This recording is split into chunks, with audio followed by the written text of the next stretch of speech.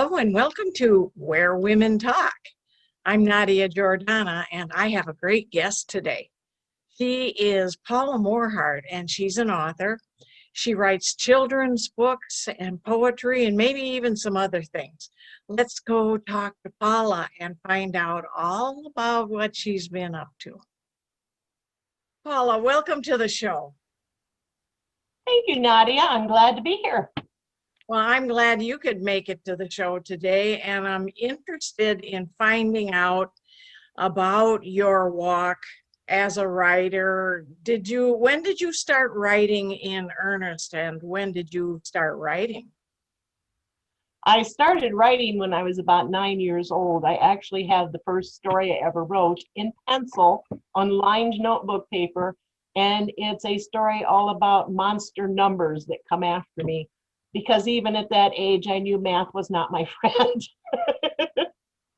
I had a few poems published here and there in different magazines, a couple of anthologies, but I didn't really have a book published until the very sudden death of my husband in 2017 and the death of my mother the next day. Is that what gave you the momentum to begin publishing? Yes, it is. Yes, it is. I started a blog online and I started keeping a journal.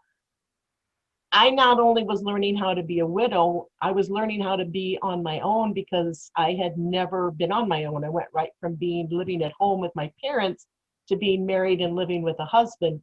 And so I was learning how to do a whole lot of things all at once, and I had to write it down because that's what I do. I'm a writer. I write things down. And due to some encouragement from family and friends, I decided to make it into a book, and that just kind of leapfrogged me into my new profession.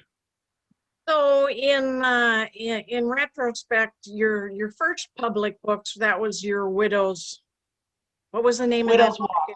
Widow's Walk. Widow's Walk. Yeah. Yes. And then the poetry that went with that. Widow's Tears of Sorrow. Yeah. And what came after that?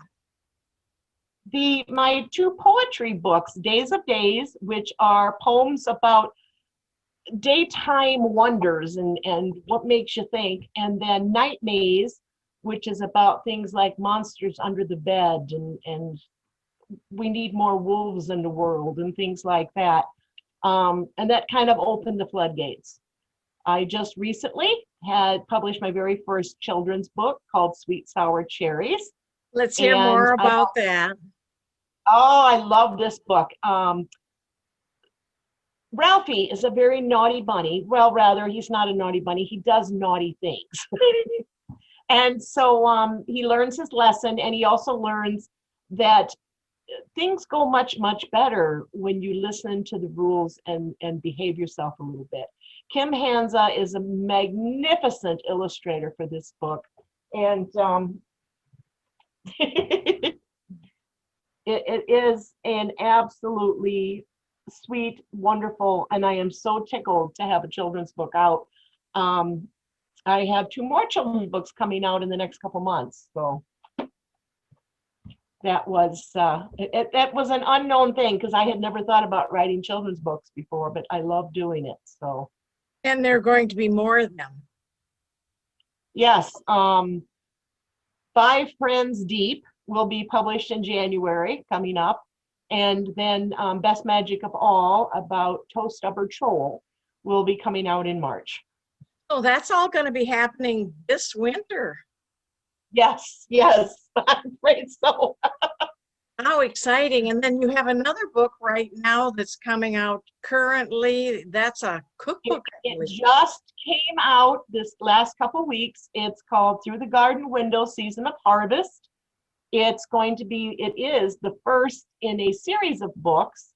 And it's garden essays and kitchen essays. And then there's 12 essays and there's 12 recipes from my grandmother and great-grandmother's recipe boxes.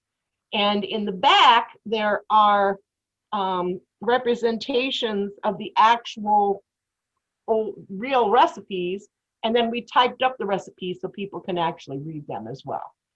Oh, that's I am fantastic. really pleased with this one. I'm looking forward to, the second one will be out in March, and we hope to have one out every 3 months for the next couple of years. You are going to be very busy. That is ambitious to do that many books in that short a period of time. But when you have followers and people interested in things like that, that is really exciting for the readers to hear, to know that they're going to have more and then again Yes, more. I have the best time. I love reading recipe books, cookbooks, and the old recipe cards are just amazing to me. I absolutely love reading them. And it's been kind of funny. My mom typed hers out because she had an old manual typewriter. And my grandma Helen has very teeny tiny, very neat handwriting that was how you knew you're a member of the family, when you could finally read Aunt Grandma Helen's cards and things that she wrote, her notes. So reading hers are a little difficult, and my grandma Arlene has big flowing script, which is wonderful as well, because then I can really read that. And my great grandma Hulda, I mean, I've just got so many recipes, and reading them makes me feel much more connected to them as well. Oh, how exciting. And that's the kind of thing that is of interest to more than, it'll be treasured by your family, but that's of Yes. interest to more than just family. That's of interest to anyone who cooks and treasures their own family recipes. How how do you keep disciplined and keep this momentum going? Uh, it's been difficult, but on the other hand, it's part of my learning to live on my own. This year it's 3 years, a 3-year anniversary since my husband and my mother passed, and this is the first time that I felt that I am starting to live for me instead of living for us. I recently totally redid my living room, removed all the furniture around, removed things, and now it's more me than it is us. And it's a little bit of a pang in my heart, because I'm like, I don't want to get rid of him, but I have to start living for me, and not living, I've spent the last 3 years going, is this what he would have done? Is this the way he would have wanted it done? I can't do that. And what gets me is, without he left me in the insurance, I never would have been able to afford to have my books published. So, it's kind of a double-edged sword there. It's a blessing that you are able to have the books published. And I'm thinking about your poetry too for a moment. Do you write poetry regularly? Are you going to continue with that? Yes, I have written poetry my entire life. I love poetry. I absolutely love poetry. Funny poetry, poetry that makes you think.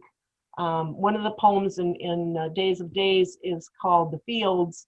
And I was standing at the window looking out, and the big combines came. And I thought, I wonder if they, late at night, when they're out there with their lights on, whether they maybe see the ghostly images of little combines, little corn pickers, or if they see further back and see the ghostly image of a wagon pulled by horses with family walking alongside and picking the corn themselves. And they make in 2 passes, the amount of ground they cover in 2 passes would encompass an entire field back then. So that all kind of worked in my head and came up with a poem. That sounds like a very interesting one. I'll have to read that. You'll have to send that to me. Definitely.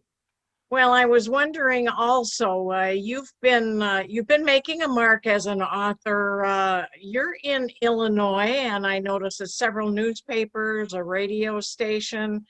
You've been getting some public attention. Tell us about that. Yes, WNIJ in Aurora has, that's one of the NPR stations, and they have a section on Fridays at, now I'm going to make sure and get this right, 12:30 and 6, I think it is, called Poetically Yours. And I have had some poems read there, and you can also go to the WNIJ website. The local newspapers obviously are following me, and I'm also in Madison Magazine as part of Fox Point, one of Fox Point Publishing authors. So yeah, it's been, I'm not all this publicity person. I just, the pandemic has been very nice because I've been able to do book festivals via Zoom, which is much easier on my mental health than if I had to be in amongst a whole bunch of people. So it was very nice to be able to make friends and talk to people online so that next year when we open up, hopefully, and I go to these events, that I will already know some people because I've been attended by Zoom. So I think you, like a lot of authors, is more introvertive. They say a lot of authors are more introverts. They're more interested in their writing than they are getting out and circulating. So it's quite the deal for some authors, and myself included, to get out there and be as public as we know we're supposed to be. And I do yeah, find, like you, Zoom is a big help for that. And I very get to much meet so. authors like you. Now, I'm thinking that with a little over a minute left, I'd like to ask you, is there something that I haven't asked you about your walk as an author that you'd like to talk to us about? Yes, I would like to tell people who are out there who want to know how to start, write every single day. I keep a jar on my desk here and it has ideas. So it might say flowers or grass or trees or relationships or whatever. And I pull a slip out and that's what I make myself write on. Or you can also call. I called my son one day and I said, I need a topic to write on. He was out hunting morels and he said, mushrooms. And I think he expected me to write something about hunting morels. Instead, I came up with a poem about the Toad King. So, right, that's just right. Just keep writing, and that is good advice. People say just keep writing. Don't have to make it perfect to start with. Don't worry Right. about a lot of editing. Just get the ideas down. You can always go back and edit later, but get that inspiration going. Is that right? Yes, yes, that's exactly right. Well, you're so much fun, Paula. I'm so glad I've been able to meet you and talk with you. I'll probably be meeting you in person very soon at one of the author Oh, events that I know are coming up that we're registered for. So I'll see you then. Thank you so much, Paula. This has really been great. I'm glad we could have you on the show today. You have so much to offer readers. And thank you everyone for watching Where Women Talk. We'll see you next time with a brand new guest.